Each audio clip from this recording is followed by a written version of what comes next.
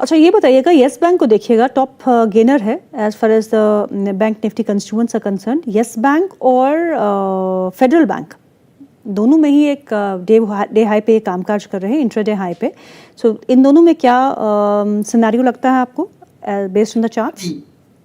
Yes bank की बात करूं तो काफी पिटा हुआ स्टॉक है ये गीतू जी। पिछले जून के महीने से हमने देखा है स्टॉक 25 रुपए के आसपास गया था जून के महीने में, वहां से आज स्टॉक 20-22 रुपए के पास आके खड़ा है। तो ऑलरेडी 10-1% डाउन है। हालांकि बहुत छोटा स्टॉक है तो यहाँ पे 2-3 रुपए में भी 10% का मूव दिखने मिल जाता है आपको, लेकिन एक इतने अच्छे मूव के बाद स्टॉक एक अच्छा सपोर्ट बनाया है 22 रुपए, 21 रुपए 50 पैसे के पास।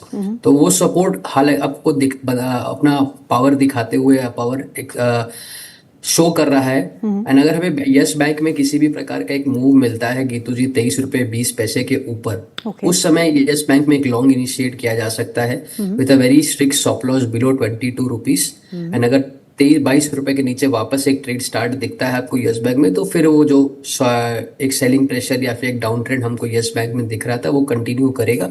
बट लेकिन शॉर्ट टर्म के पर्सपेक्टिव से 23 रुपए 20 पैसे के ऊपर बाय कर सकते हैं Yes bank with a stop loss below 22 rupees.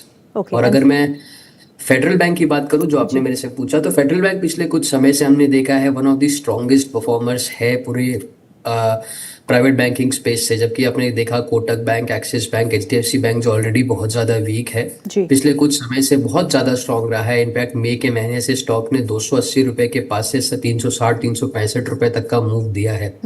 हालांकि अगस्त के महीने में थोड़ा सा स्टॉक ऊपर से नीचे जरूर आया है, बट लेकिन एक स्ट्रॉन्ग स्टॉक है। पूरे ब्रॉडर जो अपना पीएसयू प्राइवेट बैंक इंडेक्स है उसको आउट परफॉर्म कर रहा है। तो किसी भी प्रकार के डिप को फेडरल बैंक में जरूर बाय करना चाहिए। और करेंटली स्टॉक अपने एक अच्छे स्ट्रॉन्ग सपोर्ट के पास है जो उसका 20 ब्रेक एक्सपोनेंशियल मूविंग एवरेज है अराउंड द लेवल्स ऑफ 345-347। तो करंट लेवल्स पे जरूर बाय कर सकते हैं Yes Bank, Federal Bank. And the view remains positive on Federal Bank as well Geetu ji. चलिए अब सवाल जवाब का सिलसिला हम शुरू करते हैं। बहुत सारे व्यूअर्स जो है वो इंतज़ार कर रहे हैं और पहले हमारा जो सवाल है वो है टिंकू कुमार जी का। नाम तो बड़ा अच्छा है, टिंकू कुमार। टिंकू कुमार जी पूछते हैं, मुंजाल ऑटो इंडस्ट्रीज़ है उनके पास, उन्होंने 125 के भाई प्राइस पे ख़रीदा है। क्वालिटी वॉल्स है जो उन्होंने 37 रुपये के भाव पे ख़रीदा है। और विशाल मेगा मार्ट 3 स्टॉक्स 110 के भाव में ख़रीदा है। Munjal Auto at 125, Kwality Wall's at 37 and Vishal Mega Mart at 110।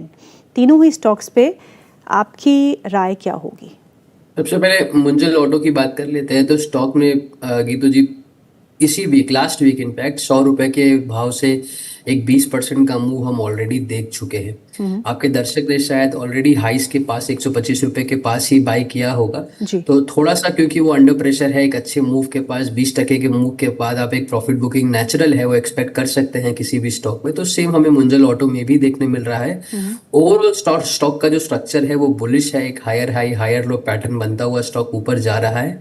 तो बने रहने की सलाह है, किसी भी प्रकार का ट्रेंड रिवर्सल स्टॉक में नहीं है। तो ओवरऑल ट्रेंड रिमेन्स बुलिश। हालांकि शॉर्ट टर्म में आपको एक प्रॉफिट बुकिंग दिख सकता है एक 20% के मूव के बाद।